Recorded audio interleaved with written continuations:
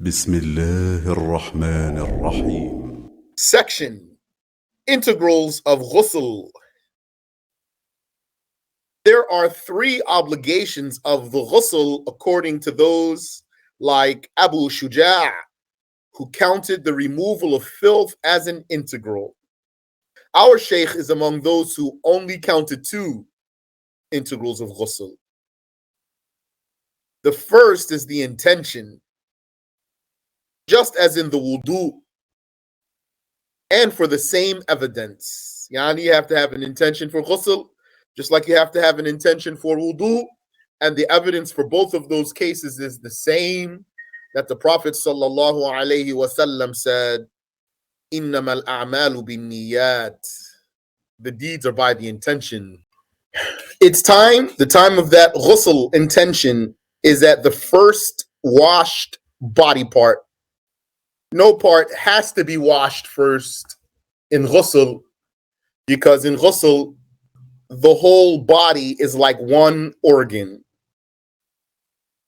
So it's not like wudu, where you're washing different organs, and then you have an order to follow. Rather, the whole body is like one organ in ghusl.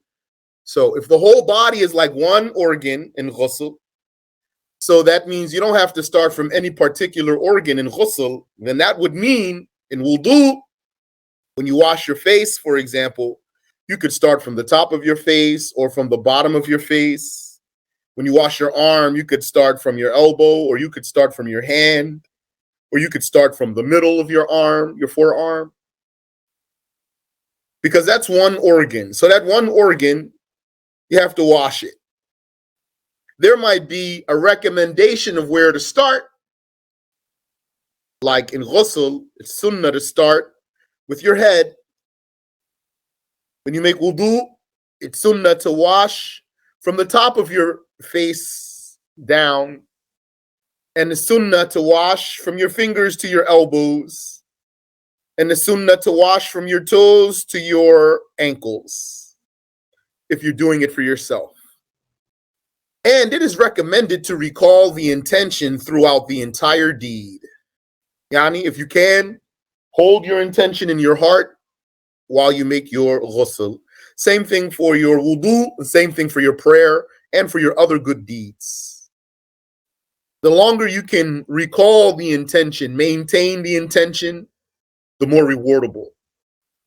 It is not sufficient to merely intend purification.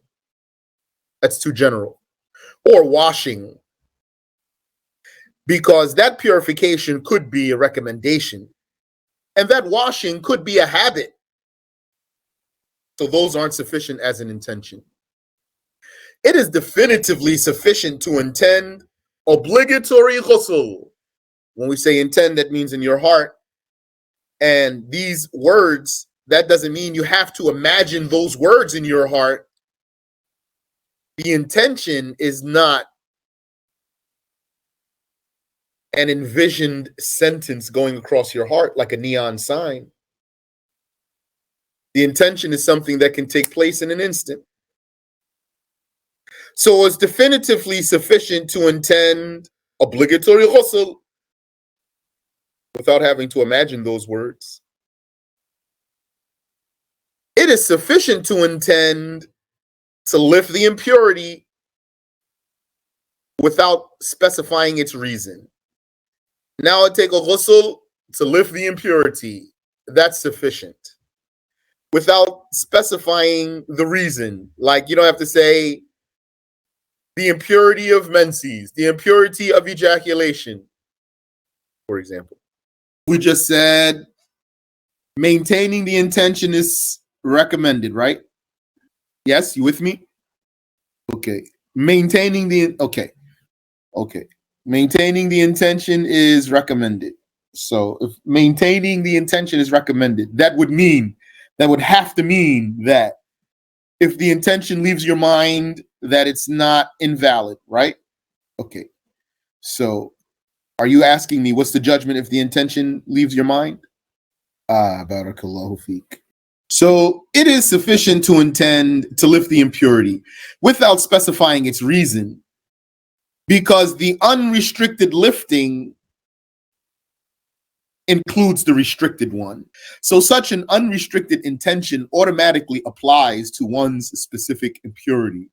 Yani, what we're saying is there's reasons, there's impurities that make a ghusl obligatory, right? Like if a woman delivered a baby, or if a man or a woman had sexual intercourse, or had an ejaculation, or a woman menstruated and her menses is finished now. So these are various reasons for being obligated to take a ghusl. So we're saying now you don't have to intend which reason if you intended to lift the impurity. So if your intention for your ghusl is to lift the impurity, meaning the impurity that requires a ghusl, so if you just had that general intention to lift the impurity and you didn't direct your intention to one of those particular cases, then this is valid, because whichever one is your case, it would be included in your general intention. If one specifically intends to lift the major impurity, then this is emphasis, and this is better. If two impurities existed at once, like a woman became sexually impure and before a ghusl she menstruated, so each one of those would require a ghusl, it is enough to intend for one of them. And then this would lift all impurity. You know what's like that? What if a person committed two blasphemies and he knew both of them were blasphemy, and he hated blasphemy, and at the moment he only remembered one of them, and he said the Shahadah to clear himself from that one, and he never remembered the second one, but he knows it is blasphemy had he remembered it, and he doesn't like any blasphemy. So what's his judgment when he says the Shahadah for that one blasphemy? Is he cleared for all of it? Would he be cleared for all the blasphemy? Yes, he's cleared for all the blasphemy. So if two impurities existed at once, like a woman became sexually impure and before ghusl she menstruated, it is enough to intend for one of them. Don't take me now further about the blasphemy. That was just a quick digression. You don't want me now to change the whole subject like that, right? No. Now that means, so what does that mean? That means now I can't do any digressions with you like that anymore. Right? Because that means you're going to take that one and run. You have to wait because that's far now off the subject. Remind me afterwards, inshallah. That was just a quick digression to take advantage of a moment for understanding a case, not to change the subject. Barakallahu fikum. Ameen wa fiq. So the junub person, though, that's the one who's sexually impure by intercourse or ejaculation. He may intend to lift his janaba. That's a valid intention. He says, I now make this washing to lift my janaba. That's valid. And the woman who menstruated intends to lift the impurity of menses. If one intends other than his specific impurity, such as the impurity of intercourse while impure due to a wet dream, or a woman who menstruated intended to lift janaba, the ghusl is invalid unless that were a mistake. I think we covered that before. So what if a person, the reason for his impurity is that he had sexual intercourse, but he didn't ejaculate. And then he intended to lift the impurity of ejaculation. Then what's the judgment of his ghusl? If he made a mistake there, which means really he wanted to intend the right intention. So he just slipped. He had some might say a brain fart. And he slipped in his mind. Then this is valid. But if he did that on purpose, then it's not valid. It is sufficient to permit what requires a ghusl. Yani, that's the intention. To permit what requires ghusl. The second integral is to wash the entire apparent body, including all hair. So not inside the mouth, because that's not the apparent body inside the mouth. Or, yani, nor inside the nose, according to what is most correct in Shafi'i school. That's not part of the apparent body. Nor inside the eye, under the eyelid. Nor any hair in those areas. It is recommended to start with the wudu organs and then the head. Obligatory is the apparent ear, whatever appears of the ear. You don't have to go deep all the way down. That's Shafi'i school. Also, under the foreskin of the uncircumcised one, and if one is pubescent and not circumcised, according to a Shafi'i, it's obligatory to get the circumcision. According to Malik, it's not obligatory, it's recommended. And whatever appears of a severed nose, a person's nose is cut off. So whatever's there on his face, he has to wash it. Same thing for the lips. What you have to wash of your lips is whatever is there when you close your mouth normally, whatever appears of your lips when you close your mouth normally. The virgin washes whatever appears, and the deflowered woman washes what appears if she were to squat, according to what is weighty. Therefore, the anus must be washed because it appears if one were to squat. That's for male and female. One must wash between any folds or cracks. It is recommended before washing the head to take care of the folds and layers, such as the eyes, the navel, the ears, the armpits, and between the buttocks. If water does not reach those places unless he moves them, he is obligated to move them. Like a person has two fingers stuck together, but he can separate them. If he doesn't split them, the water won't get between them. Then he's obligated to split them, to pull them apart, if that doesn't harm him, so that the water can get between them. If water does not reach those places unless he moves them, he is obligated to move them. Its evidence is the Prophet's doing. Yani, its evidence is that which the Prophet did, alayhi salatu wassalam, which clarifies the meaning of God's saying in Surah Al-Ma'idah, وَإِن كُنْتُمْ جُنُبًا فَطَهَّرُوا. If you were sexually impure, then perform purification, which is the ghusl. Benefit. Here are some of the manners of performing a ghusl. A ghusl while nude is forbidden in front of people. Yani people who are not allowed to see the awra. So a ghusl while nude is forbidden in front of people, and the people cannot accept that from the one who is bathing nude. It is permissible in seclusion to do that nude, and still better to cover. So a person's performing ghusl in his own privacy, still better to cover, like if you took a ghusl with an izar on, for example, or some shorts. It is permissible in the desert, yani, that means he's not inside somewhere, he's outside. In a desert where no one passes by to bathe nude, it's not haram. Are there exceptions like those in prison? Not if he's able to cover his awra. Sometimes in the prison, he's still able to cover his awra. They don't stop him. If he were to go to the shower with underwear, for example, and conceal his nakedness, then he has to do that. He's not allowed to expose his awra. I understand your question. Let me repeat for you, what did I say? And then I'll show you what I'm saying here. So, first of all, how we got there? We were talking about a case in ghusl, right? We said, let's say a woman had two impurities.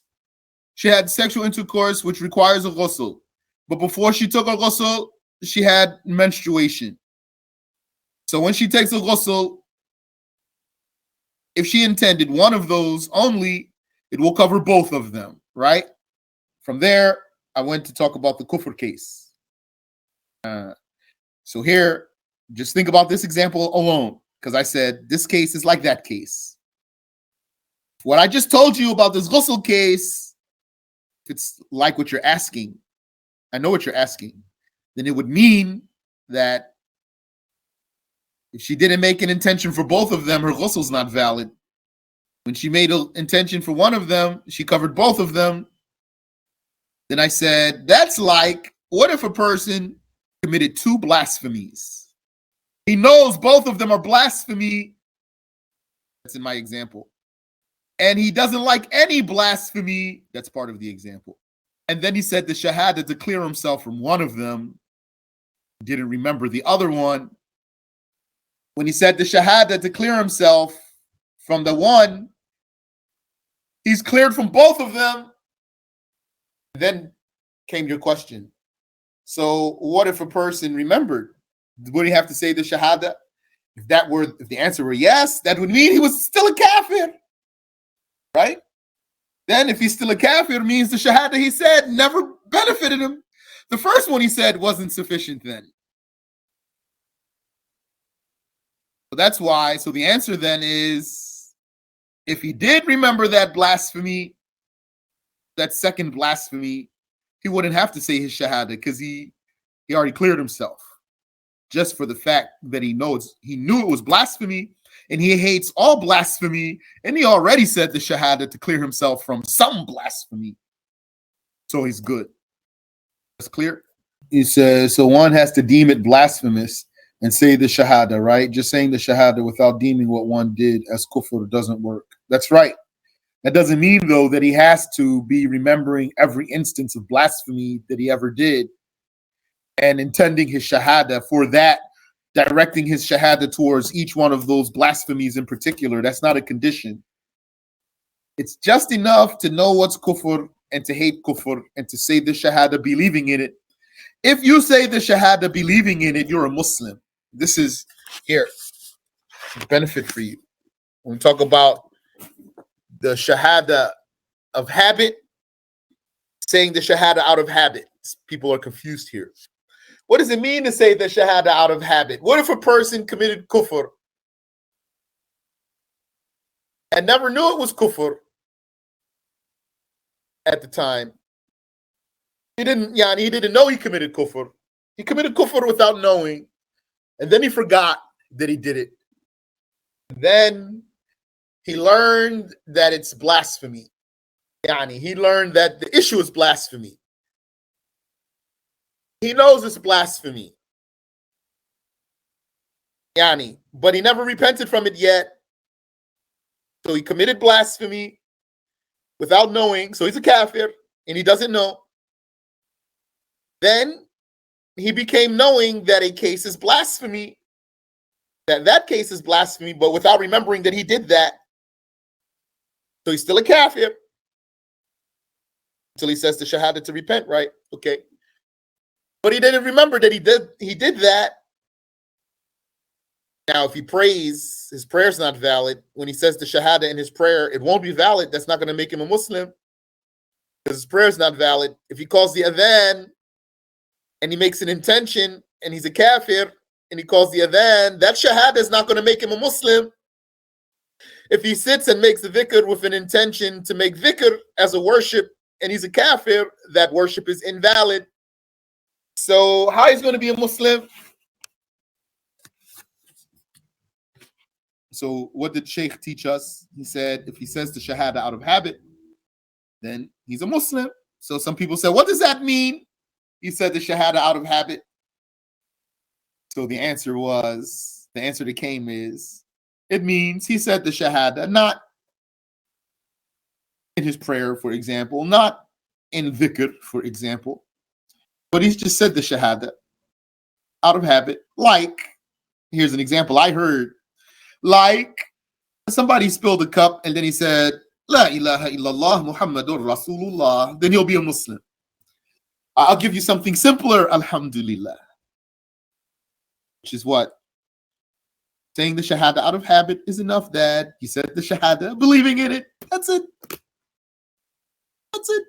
You said the Shahada, and you believe in it, and you hate kufr, then guess what? You're a Muslim. That's all it takes to be a Muslim. To say the Shahada, believing in it. When I say believing in it, means not accepting kufr. Saying the Shahada, believing in it, makes you a Muslim. Not inside the worship if you were a kafir. Just saying the Shahada, believing in it, that's enough to make you a Muslim. Is that clear? So if you didn't learn what you did was kufr, and you hate kufr, do you hate the thing that you didn't learn about? According to your question, does the person hate what he didn't learn about? Yes or no? Does he hate what he didn't learn about? Then he doesn't hate all the kufr. So then it's not enough for him to say the Shahada. You have to hate all the kufr, all the kufr. Everything that's kufr, you hate it. Every kufr. If you know what's kufr and what's not kufr generally, and you hate all the kufr, and you say the Shahada, believing in it, then you're a Muslim. He said, but you have to deem what you did as kufr, though. Okay. I don't, it's not clear for me what you're getting at there. You say you have to deem what you did as kufr in order to come back. Okay, I don't know why you're saying that, though. Didn't I say that like 10 times, Yani? Like 5 times now? I'm not saying that. I said, okay, I see what you're saying. I said now, it's not a condition that you have to direct your intention to that particular blasphemy that you did specifically. It's not a condition. It's enough to know what's kufr and to hate kufr and to say the Shahada. You'll be a Muslim. So I thought you said just to hate and saying the Shahada is enough. A condition. How are you going to hate it if you don't know it? How would you hate it if you don't know it? I said hating blasphemy without knowing it's kufr. How are you going to hate it if you don't know it? Can you hate it without knowing it? You can't hate it without knowing it. So if you hated it, you must have knew it. So you have to hate the blasphemy and you have to say the Shahada, believing in it. Clear?